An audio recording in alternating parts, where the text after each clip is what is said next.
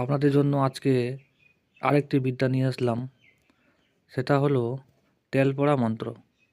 তো এই মন্ত্র দিয়ে আপনারা ছোট বাচ্চাদের যদি করে দেন তাহলে খুব ভালো ফল পাওয়া যায়। আর এটা দিয়ে বড়োদেরও করা যাবে, তো ছোট বাচ্চাদের ভালো হয়। তো কী করবেন, সরিষার তেল নিয়ে আজকের দেওয়া এই মন্ত্রটি আপনারা একদমে 3বার পাঠ করবেন। এভাবে 3বার করবেন। একদমে 3বার পাঠ করে একটি ফু, আবার 3বার পাঠ করে একটি ফু, আবার 3বার পাঠ করে একটি ফু। এভাবে 9বার পাঠ করে 3টি ফু হবে। সেই তেলটি চোখে মুখে এবং সারা শরীরে মাখবেন। তাহলে কোনো রকম যদি দোষী থাকে বা দোষীর কারণে যদি জ্বর জারি হয়ে থাকে বা বায়ু বাতাস লেগে থাকে, সম্পূর্ণ কাটানো হয়ে যাবে।